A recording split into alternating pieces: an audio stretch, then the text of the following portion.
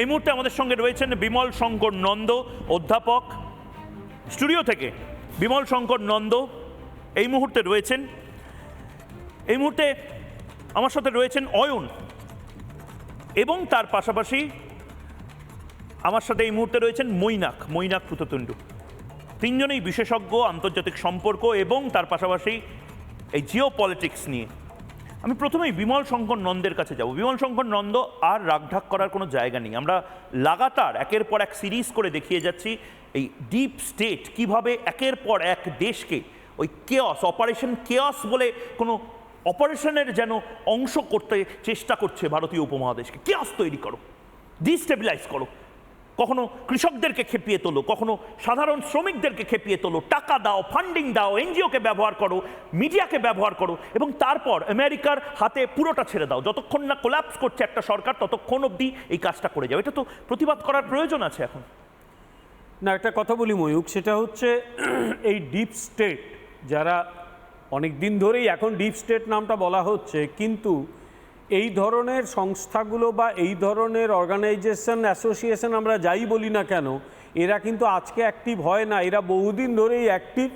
এবং এরা করে কি, নিজের পছন্দ মতো কোনো রাষ্ট্র যদি না চলে তখন তাকে উল্টে দেওয়ার চেষ্টা করে। দুর্ভাগ্যজনক হলেও সত্যি, অনেক সময় অনেক দেশের বিভিন্ন গোষ্ঠী, রাজনৈতিক নেতৃত্ব পর্যন্ত এদের ফাঁদে পা দিয়ে দেন।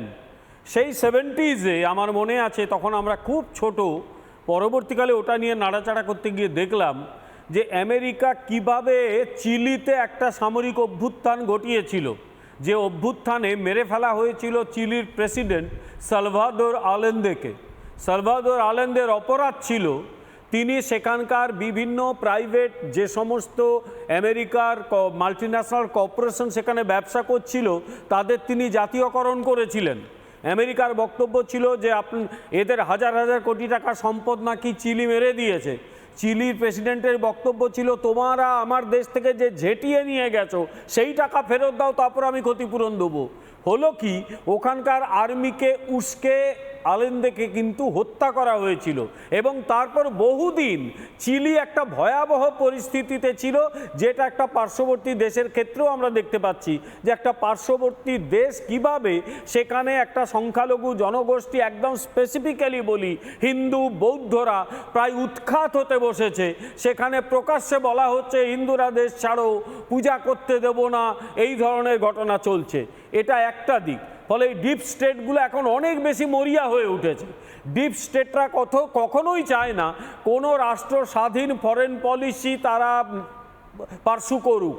নরেন্দ্র মোদী যদি স্বাধীন ফরেন পলিসি পার্সু না করতেন, তিনি যদি মেক ইন ইন্ডিয়া না করতেন, তিনি যদি আগের মতো হাজার হাজার বা লক্ষ লক্ষ কোটি ডলারের ওই মিলিটারি জিনিসপত্র কিনতেন, তিনি খুব প্রিয় থাকতেন।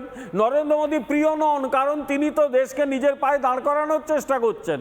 তিনি তো আমাদের দেশে তৈরি করার চেষ্টা করছেন জিনিসপত্র। ভারত এখন নিজেই কিন্তু বাইরে এক্সপোর্ট করছে। ন্যাচারালি এই ডিপ স্টেটগুলো এখন আমেরিকান স্টেটকে প্রভাবিত করে ভারতের বিরুদ্ধে যাওয়ার চেষ্টা করছে, একটা দিক। কিন্তু ময়ূক, আমরা কি করছি, হোয়াট উই আর ডুইং? তুমি উদাহরণ দিলে, এবার আমি বলি, এনজিওদের একটা ব্যাপার থাকে, আমি জানি অনেক এনজিও, সবাই নয়, বাইরে থেকে ফান্ডিং আসে। মহারাষ্ট্রের একজন মহিলা আছেন, নাম আর বলছি না, তিনি নিজেকে বিজেপি বিরোধী বলে করেন, অ্যারেস্টও হয়েছিলেন, জেলে ছিলেন। কারণ একটাই, বাইরে থেকে যে টাকাগুলো এসছে তার হিসেব তিনি দিতে পারেননি, তার জন্য অ্যারেস্ট করা হয়েছিল। তার কথাও ছেড়ে দিলাম। আচ্ছা, আমাদের দেশের বিরোধী দল নেতা, তার নাম রাহুল গান্ধী, তিনি আমেরিকায় গিয়ে কার সঙ্গে মিট করেছিলেন জানো? ছবি আছে, এটা আমি কোনোটা মিথ্যে কথা বলছি না। তার নাম ইলহাম ওমর। ইলহাম ওমরটা কি? ইলহাম ওমর একজন ডেমোক্র্যাট, মিনেসোটা থেকে নির্বাচিত। তিনি তার ভারত বিরোধিতার জন্যে সুবিদিত। তিনি কাশ্মীরের স্বাধীনতার জন্য লড়াই করে চলেছেন। গোটায় আমেরিকান যে পার্লামেন্ট, ওরা কংগ্রেস বলে, সেই কংগ্রেসে ভারত বিরোধিতাকে তিনি একটা জায়গায় নিয়ে গেছেন। Why Rahul Gandhi mate with this person? ওই মহিলার সঙ্গে মিট করলেন কেন? এবং ছবি ছেড়েছেন। তাহলে এই রকম হাস্যকর বা স্টুপিড পলিসি কেউ যদি নেয় বা ডিসিশন নেয়, তাহলে কিন্তু প্রশ্ন করা যায় আমরা কি, আমাদের দেশের কিছু লোক কি এই ডিপ স্টেটের কথাই নাচছে? একদম। আরেকটা লাইনেই শেষ করি, এই দেশ কংগ্রেস বহুদিন শাসন করেছে, আমরা হয়তো কোনো দিন জানতে পারবো না, কিন্তু বারবার আমেরিকায় অনেকেই কথা তোলে যে অনেক দিন ধরে আমেরিকা এবং তৎকালীন সোভিয়েত ইউনিয়ন কাদের ফান্ডিং করেছিল, একটু তলিয়ে দেখলে অনেক কিছু বোঝা যাবে। তাই ইতিহাস কি রিপিট হচ্ছে নাকি, এদেরও চিনে নিতে হবে এই লোকগুলোকে, আমার দেশের লোকেরা। বিমল শঙ্করনন্দ, আমি আপনার কাছে আসছি, কিন্তু এই মুহূর্তে একটি আন্তর্জাতিক ব্রেকিং আমাদের কাছে এসেছে। এটাও খুব খুব শঙ্কার বিষয়, কারণ আবার নতুন করে আরব যুদ্ধ বাঁধতে পারে। ফের ইসরায়েলের মিসাইল হামলার পরিকল্পনা। খবর সূত্র মোতাবেক আমরা হোয়াইট হাউস থেকে পাচ্ছি, হোয়াইট হাউস অর্থাৎ আমেরিকাই এই আশঙ্কা প্রকাশ করছে মিসাইল হামলার পরিকল্পনা করছে ইরান। মিসাইল হামলার জন্য প্রস্তুত ইরান। আপনারা জানেন যে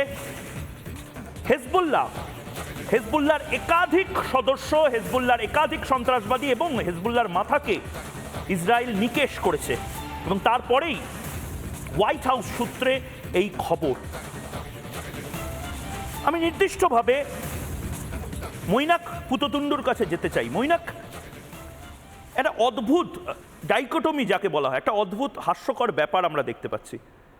ইউনুস বাংলাদেশের মানুষকে বোঝাচ্ছে আমেরিকা ভালো, আবার আমেরিকার প্রতি আস্থা রাখছে বাংলাদেশের বহু সাধারণ মানুষ, যারা আবার মার্কিনীদের বিরুদ্ধেই রাস্তায় নেমেছিল একের পর এক মধ্যপ্রাচ্যের দেশকে আমেরিকা যেভাবে তছনছ করে দিয়েছে তার বিরুদ্ধে। আবার আমেরিকার প্রধান বন্ধু হিসেবে বরাবর কাজ করেছে ইসরায়েল। আবার ইসরায়েলের একের পর এক যে ইরানের ওপর, লেবাননের ওপর যে মিসাইল স্ট্রাইকগুলো, তাকে সমর্থন করেছে আমেরিকা। বাংলার অর্থাৎ বাংলাদেশের সাধারণ গরিব মানুষজনকে কি আসলে বোকা বানাচ্ছে এই আমেরিকান ডিপ স্টেট? এবং বাংলাদেশের এই মুহূর্তে যিনি মাথায় বসে আছেন মোহাম্মদ ইউনুস, খুব নির্দিষ্ট প্রশ্ন। রোহিতবাবু, বাংলাদেশের মানুষকে বোকা বানানোর যে প্রক্রিয়াটা, সেটা তো আমার মনে হয় আজ থেকে শুরু হয়নি। মানে 1971 সালে বাংলাদেশ যুদ্ধের সময়তে একটা কেবল খুব বিখ্যাত হয়েছিল, একটা টেলিগ্রাম পাঠানো হয়েছিল, সেটা পাঠিয়েছিলেন ব্লাড বলে একজন কর্মচারী, যিনি কাজ করতেন হচ্ছে ঢাকাতে আমেরিকান যে এমবাসি ছিল সেখানে। তিনি আমেরিকার সরকারকে জানিয়েছিলেন যে যে কোনো ভাবে হোক এই গণতন্ত্র বিরোধী যে অভ্যুত্থান বা যুদ্ধটা এখানে চলছে সেটাকে আপনারা থামান, বাংলাদেশের গণতন্ত্র এতে বিপন্ন হবে। তখন তৎকালীন যারা ছিলেন, হেনরি কিসিঞ্জার এবং বাকি যারা ছিলেন আমেরিকাতে, তারা কিন্তু কোন রকম কর্ণপাতাতে করেন।